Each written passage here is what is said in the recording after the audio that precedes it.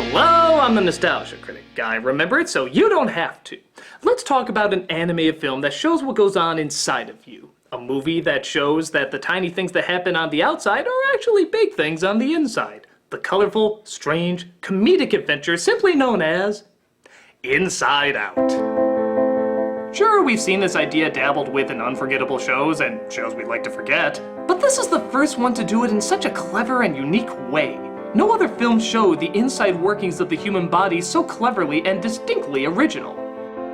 And we're gonna talk about how great it is here today. Alright, Troop, he loved the movie. But he said it was like Herman's head. Oh, please, no one even remembers that. I miss the other white wall. Besides, even if this idea's been done before, no pinhead's ever done it in the way that we've done it before. Oh yeah, nobody's ever done it like this before. What emotion are you? I'm pissed off, that's what I am. Hey, that's my job, buddy. Yeah, a job you all stole from me, Ósmosis Jones. Oh great, another Wachowski fanboy. Not Jupiter Jones, Ósmosis Jones. Wait, you're saying we ripped you off? If the body-related pun fits. Hey, we're one of the most brilliantly written films of all time, and you're just a Farley Brothers movie. Yeah, that's right. You ripped off the people that made Jim Carrey a male cougar. Hey, why don't we let the critic decide by having him review the movie instead? Whatever we do, we better do it fast. The critic's just been sitting there brain dead for a few minutes. Oh! That's why we're gonna review Ósmosis Jones. Why am I suddenly in a bad mood?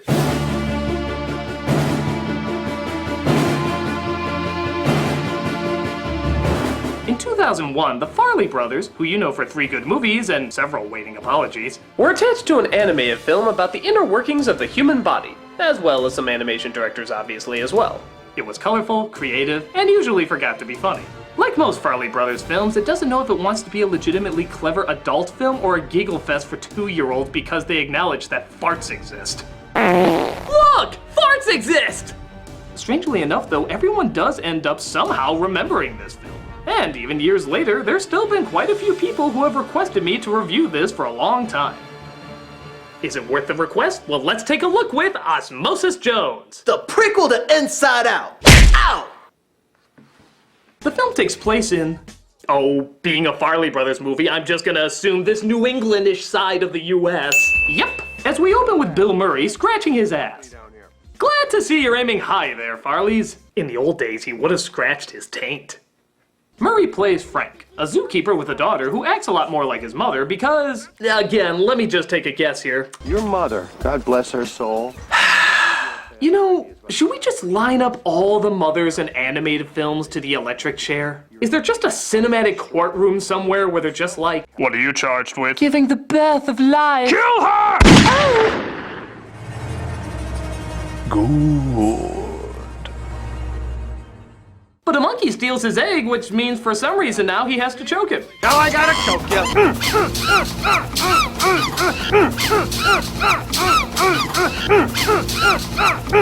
What can I even say to this right now? Bill Murray is choking / possibly dry humping a monkey.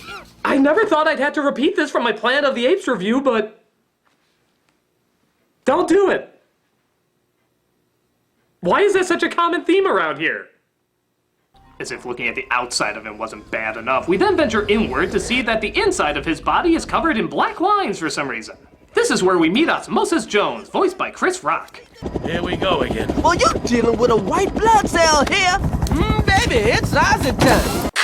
Yes, Beetlejuice cartoon, we found everything except your nose, but we're sure it'll show up in another awkward drawing. Jones is a white blood cell cop who helps to keep the inside of Frank healthy. And of course make a lot of puns while doing so. You up Spit Creek without a paddle. We lived on peanut butter and cellulite sandwiches. Take your medicine. You grew up on the wrong side of the digestive tract. Good lord, that's a lot of punny! They try to stop some gingivitis, which somehow ends up affecting Frank's leg, while he's eating some fried chicken. I hear they do great steak. But something else it seems has snuck in, Thrax, a disease played by Lawrence Fishburne. Careful, I'm contagious. You're gonna love my toxic love! Ow.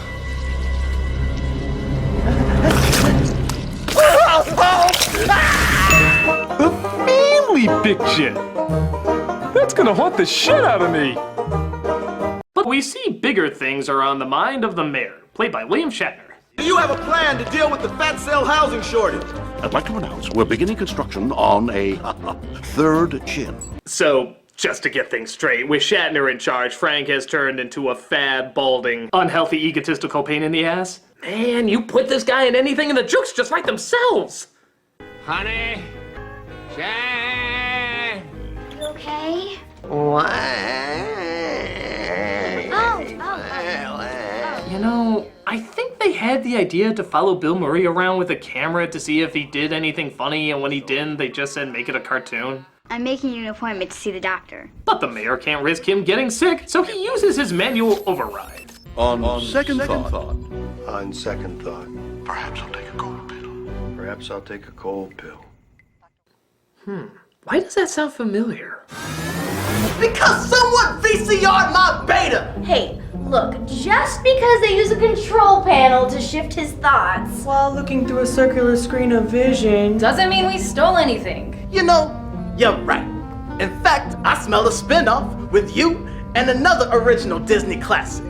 I call it Kimber the White Liar. That never went to court. We're mostly on the clear on that one. Yeah, let me know how that Frozen lawsuit works out. Ooh, yeah, we might be in trouble with that one. So here's a fun drinking game. Take a shot every single time there's a cop movie cliche. I know what you're thinking, come on, it's a cop movie. Of course there's gonna be some cop cliches, but let's just try the next 3 minutes. 3 minutes, let's count how many cop cliches there are. Quirky cop that doesn't fit in. Ooh, the angry commissioner. Oh, how about cracking one-liners against authority? Being assigned a new partner. Really? Saying he doesn't need a new partner. Hits on a hot romantic lead whose personality is invisible. Cry. She doesn't like him, thinking independence makes up for the fact that she's totally forgettable. All right, that's 7 shots! 7 shots in the past 3 minutes. What the fuck? You're as original as a computer-generated direct-to-DVD movie. God, I hope I didn't fuck with my mind too much. Are we in Gary Busey's head?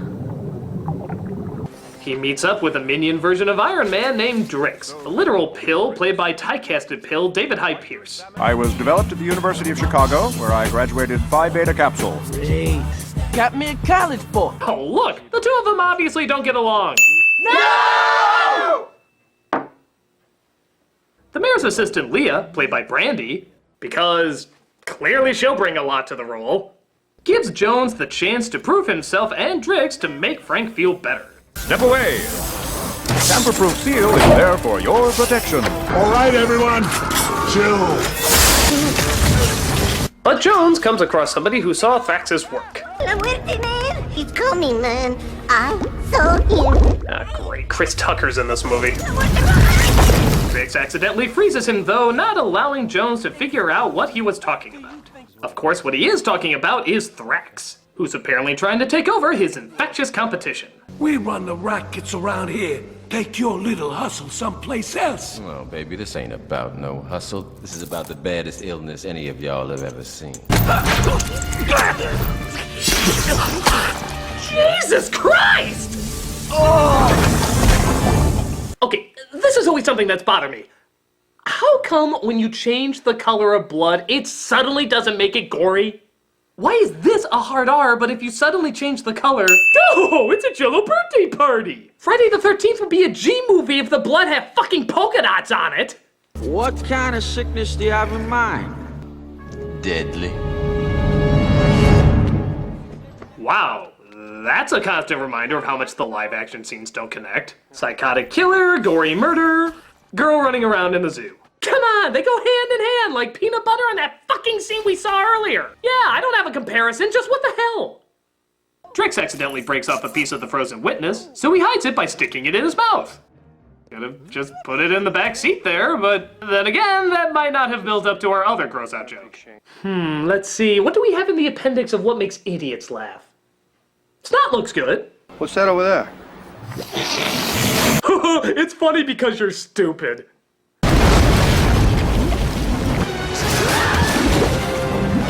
So Thrax blows up the dam, getting all the snot out, but really, for no good reason, Drix decides he still wants to partner up with Jones.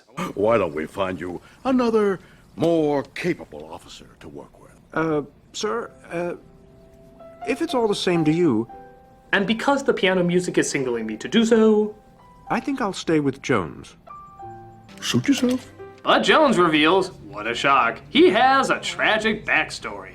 You see, a while ago, he was supposed to keep Frank well during his daughter's science fair. Hell, Frank was actually kind of a stand-up guy. More than her teacher, anyway, played by Molly Shannon. Your daughter, Shane, I am just absolutely crazy about her. Well, if you mean that, I'm gonna keep her.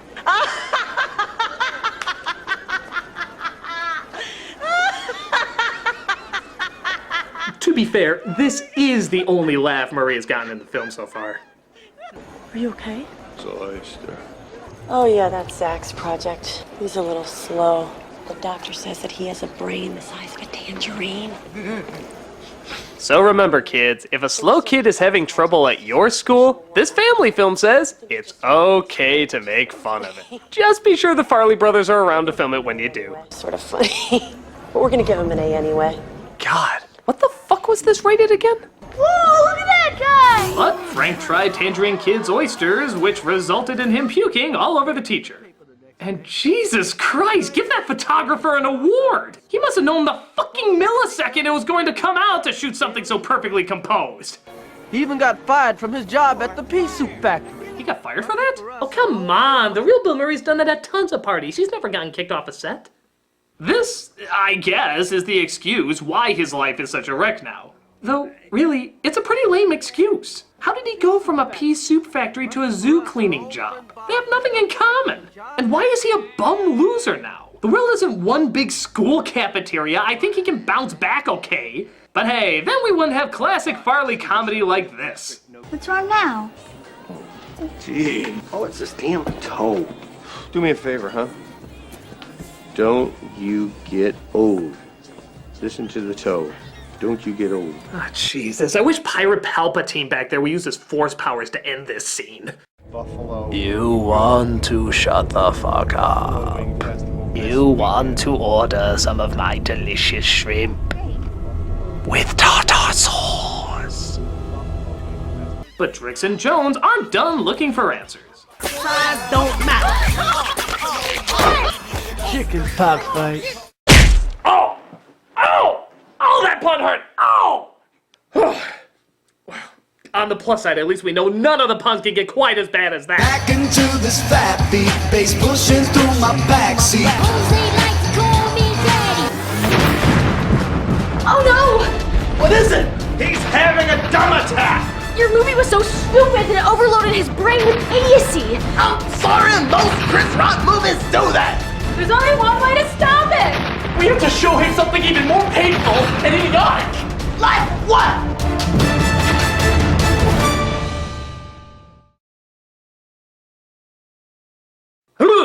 Whew. Boy, was that ad bad. Whew. Unless it was a charity ad, in which case, here's where you send the hate mail. Anyway, after Blow Ninja Blow, Jones sneaks in and discovers the disease is planning to kill off Frank. But sadly, he also lets him get away. Can you guess what's gonna follow now? Disregarding orders, destruction of public flesh, popping a pimple without a permit? What the heck are you doing out there? Your painful buddy cop movie tropes, sir. Why, thank you, Garçon. I think I'll start with the cop getting fired cliché. You're fired! Followed by the nobody believes him when he's telling the truth cliché. Without Jones, Frank could have been in mortal danger. You'd love to prove that, wouldn't you, Mr. Drixenall? And for dessert, how about the finding out something that was important it turns out was all a lie cliché? You're nothing but a wannabe, a placebo, over-the-counter, useless. Funny or not funny? Not funny. Any variations? No variations whatsoever. Very good, sir. Thank you, Garçon. Garçon means boy. Well, somebody saw the first 5 minutes of Pulp Fiction!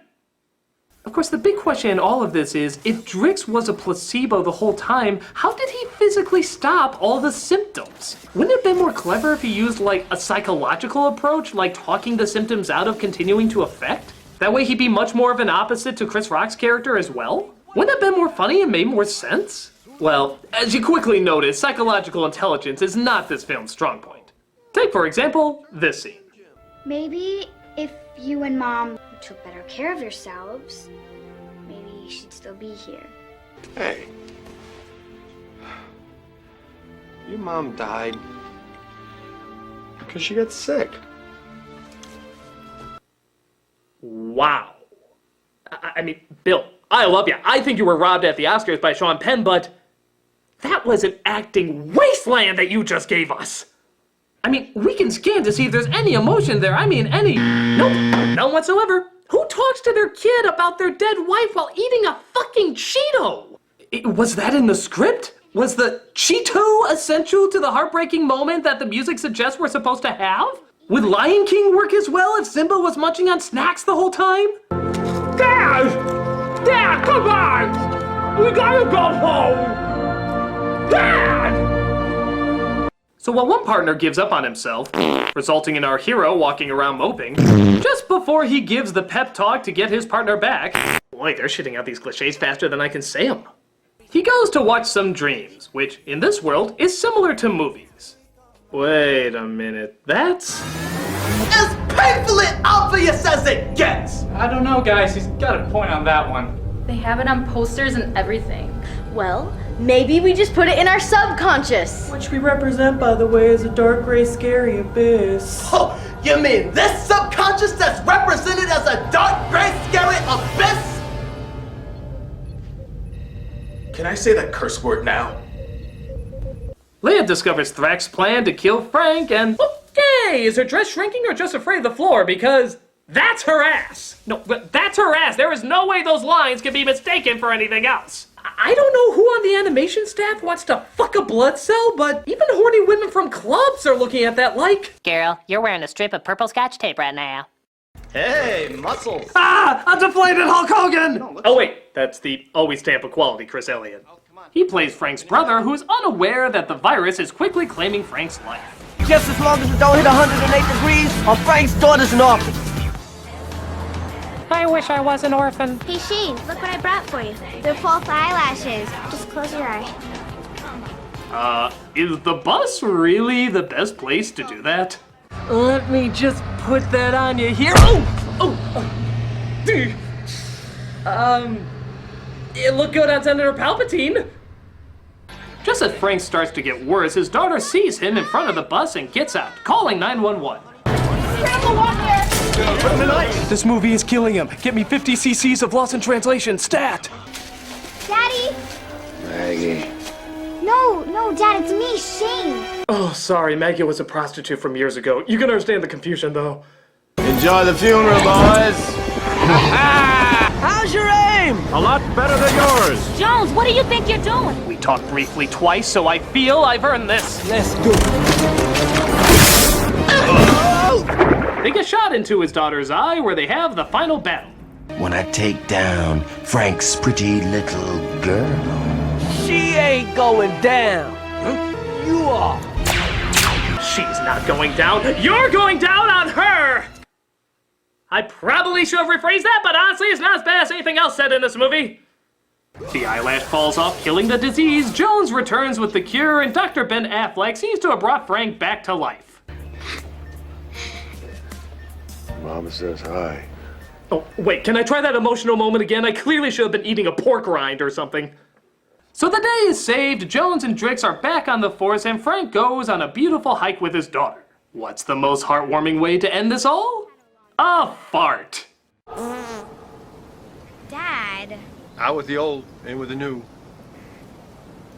Well, at the very least you can say this film represented the turd very well. The sad thing is there are some clever ideas in this movie. I mean, the designs are great, the environment itself is pretty cool, and sometimes even some of the puns are kind of clever. The animation as well is so gorgeous to look at. It's just so colorful and flowing. But the story is every boring buddy cop flick. The live action stuff is awkwardly done, and a lot of the humor just isn't that funny. I admire this film a lot more for its creativity, but in terms of a good comedy or action film, they both fall pretty ill. But who knows, maybe somebody saw these creative choices and was inspired by it years later. Yeah, inspired to rip it off. Okay, clearly we stole some things from you. Thank you. Some of those things couldn't have been just a coincidence. Thank you. But we did something with them. Something smart, something meaningful, something that can change and help lives. And all your movie did was help people lose their faith in David Hyde Pierce. Hey, don't force me to make my voice even more gravelly and air-choking. My God, how do you make a living off that voice? It's kind of like nuclear power. If used right, it's effective. But use it the wrong way and it'll fuck you up for life. It's also far away from the control panel. What does that have to do with anything? Ah! Huh! What are you looking at, bald Al Yankovic? Oh God, an early 2000s movie, Chris Rock. Hey, team me up with Anthony Hopkins again and we can do anything. Ah! I'm a nostalgia critic, I remember it. Even when we don't want to admit it. Hey, I was Lethal Weapon 4! I know what you're thinking. How can I get all these people I just saw on a t-shirt? Well, now you can. Nostalgia Critic t-shirts are back, and in any color that you want. But it isn't just the Nostalgia Critic, it's all your other favorite characters. The Devil, Hyper Fangirl, Santa Christ. And yes, there's even more on the way. You asked for them? We're caving in under peer pressure like pure bitches. Get Nostalgia Critic t-shirts now at the link below. They're unlike anything you've ever put on your body. Unless you wear shirts. Buy them anyway.